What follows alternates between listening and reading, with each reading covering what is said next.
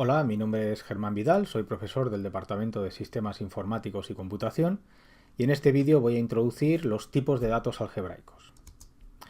Bien, los objetivos que conseguiremos con este vídeo va a ser que podáis distinguir la definición de los llamados tipos de datos algebraicos, uno de los más importantes, saber cómo emplearlos para definir tipos de datos, en qué situaciones hay que emplear un tipo de datos de este estilo, cuando uno trabaja con un lenguaje de programación funcional, y conocer el funcionamiento del ajuste de patrones, el llamado ajuste de patrones, que es la forma en que se trabaja cuando tenemos un tipo de datos definido de esta forma, ¿vale? Eso os permitirá definir funciones que hagan uso del ajuste de patrones a la hora de saber cuál es la regla que hay que aplicar. Bien, los contenidos muy brevemente los tenéis aquí. Vamos a comenzar viendo ejemplos que introduzca el concepto de tipo de datos algebraico. Luego veremos una definición formal y un poco cuáles son sus características. Y terminaremos con el concepto de patrón y ajuste de patrones y cómo se pueden definir funciones que hagan uso de este ajuste de patrones. Bien, aquí tenemos un primer ejemplo. Estamos definiendo un tipo de datos llamado estado, como tenéis aquí, que en principio consta únicamente de dos valores, casado o, es lo que significa esta barra vertical, soltero. ¿De acuerdo? Una vez definido el tipo de datos, que viene precedido por esta primitiva data, podríamos definir una función como estado que tome algo del tipo estado y nos devuelva un string. Por ejemplo, la podemos definir así. Estado cuando el valor es casado, lo que nos devuelve es un string ha pasado por el altar. Si a la función estado le pasamos como argumento un valor soltero, nos devolverá un string libre como un pájaro. ¿Ok? Podéis probarlo en un entorno de programación funcional a definir esta función, cargarla y ahora hacer la llamada estado soltero y nos devolvería el string libre como un pájaro. ¿Ok? También podríamos definirla como tenéis aquí, añadiendo algún parámetro, de manera que en vez de tener únicamente dos valores, casado y soltero, podríamos decir que los valores van a ser la constante casado, el valor casado, la etiqueta casado y luego un valor booleano, true o false, o bien la etiqueta o el constructor o la constante soltero seguida de un entero. ¿Vale? En este caso la definición podría ser así. Tenemos una primera regla en la que si el argumento es de la forma casado y un booleano, pues lo que nos hace es interpretar ese booleano, de manera que si ese booleano es true, devuelve el string es feliz, pero si ese booleano es false, nos devuelve es infeliz. Y para soltero, el entero este que le pasamos aquí como argumento, pues lo va a utilizar para indicar aquí el número de años que le faltan para casarse. Por ejemplo, si decimos soltero 10, pues nos muestra al string, le faltan 10 años para casarse. ¿Ok?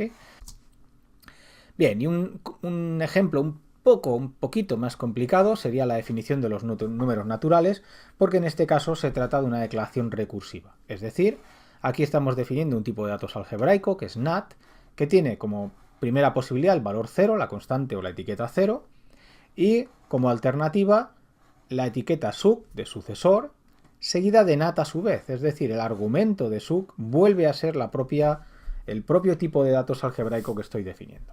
Eso nos va a permitir definir de manera recursiva los números naturales, como tenéis aquí, 0, sucesor de 0, sucesor de 0, etcétera, etcétera, etcétera.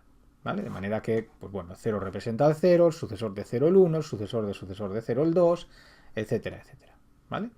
La definición recursiva de tipos de datos algebraico es muy importante, una de las más habituales es la de las listas, ¿de acuerdo? Muy utilizadas en los lenguajes funcionales. Y bien, ¿qué es lo relevante aquí? Lo relevante es que podemos definir patrones empleando, como luego veremos, las etiquetas o los constructores de datos que estamos introduciendo por aquí y variables. Por ejemplo, si yo escribo el patrón sucesor de n, estaría representando cualquier número natural positivo, es decir, que valga, como poco esta n podría ser 0 y esto por tanto sería el 1, si esto fuera sucesor de 0, pues esto sería el 2, etcétera, etcétera. ¿Vale? Bien, con este tipo de datos algebraico, para representar los números naturales, podemos definir funciones como la suma o la multiplicación de manera recursiva, como tenéis aquí abajo. Bien, otro ejemplo también muy habitual es dentro de los tipos de datos algebraicos recursivos, serían los árboles binarios. Aquí estoy definiendo un árbol binario de enteros con dos alternativas. La primera para las hojas es la etiqueta o el constructor L seguido de un entero, y lo que sería un nodo intermedio pues estaría etiquetado con B, con el constructor B, y tendría como argumentos a su vez dos árboles binarios. Fijaos que aquí hay una llamada recursiva de nuevo al tipo de datos que estoy definiendo. Aquí tenéis algunos ejemplos. L1 sería un árbol que solo constaría de una hoja. Este sería un árbol que constaría de un nodo intermedio y luego dos hojas, etcétera, etcétera. ¿De acuerdo? Bien, aquí tenéis la definición, digamos, las posibilidades que tenemos a la hora de definir un tipo de datos algebraico de manera un poco más formal. Podemos tener una simple enumeración de valores, como sería este caso de aquí, lo que llamamos un tipo algebraico simple. Tenemos la etiqueta data o la palabra reservada data, el nombre del tipo y luego las alternativas separadas por la barra vertical. ¿Ok? De manera un poco más general, pues tendríamos lo que se llaman tipos de datos algebraicos estructurados, cuando aquí dentro podemos tener llamadas a otros tipos de datos. ¿De acuerdo? Por ejemplo, pues el tipo either se define como la etiqueta o el constructor left seguido de un booleano o la etiqueta o el constructor right seguido de un carácter. ¿Ok? Bien, en general hablaríamos de tipos algebraicos paramétricos cuando además podemos incluir variables de tipo. Son esta A y B de aquí. Aquí estamos diciendo que either va a ser un tipo de datos paramétrico respecto a las variables de tipo A y B que empleamos aquí y aquí. Es decir, que podrá ser de la forma left y algo de tipo A, que de momento no conozco y se podrá instanciar a cualquier valor, o bien right y algo de tipo B, cuyo valor de momento tampoco conozco. Son dos parámetros de la definición de tipo. ¿De acuerdo? Así podríamos definir funciones como por ejemplo esta, que de hecho está predefinida en el lenguaje Haskell, que toma por un lado una función de A en C, otra función de B en C, serían estas F y G de aquí, luego toma algo de tipo either a B, siendo A esta de aquí, fijaos que tiene que coincidir, y B esta de aquí, y nos devuelve algo de tipo C. Fijaos que tanto la función f como g que tenemos bajo debe devolver siempre algo de tipo C. Lo que cambia es si el argumento es de tipo A o de tipo B. Bien, decimos que una expresión, cualquiera E, se ajusta a un determinado patrón, hace pattern matching con ese patrón utilizando la palabra inglesa, si puede verse como una instancia o una concreción de ese patrón, es decir, si podemos obtenerlo asignando valores a las variables del patrón. ¿Vale?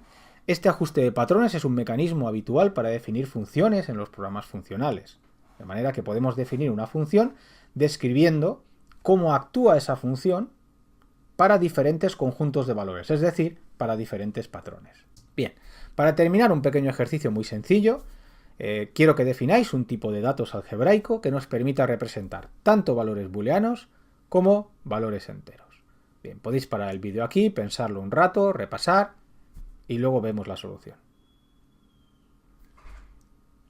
Ok, pues esta sería una posible solución muy sencilla. Defino un tipo de datos algebraico, lo llamo BI, que tiene dos constructores de datos, B e I, dos etiquetas, y luego a continuación un valor o bien booleano o bien entero. Por ejemplo, pues tendría en este tipo de datos tendríamos valores como esto, B true, B false, I de 42, I de -3, etcétera, etcétera. ¿Ok? Bien, a continuación quiero que intentes definir mediante ajuste de patrones, como hemos visto, una función que nos devuelva el valor 0 si el argumento es de tipo booleano, no importa cuál sea el argumento, o bien un valor entero si se trata de algo de la forma I y un entero. ¿Ok? Si lo has intentado, la solución debería ser algo similar a esta de aquí.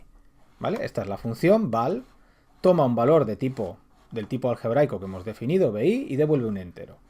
Y la definimos mediante ajuste de patrones. Tenemos dos casos. Primera regla, si está la etiqueta B y un valor booleano, ignoro este valor booleano y devuelvo 0. Si por el contrario me encuentro la etiqueta I y un valor n, lo que hago es devolver ese valor n.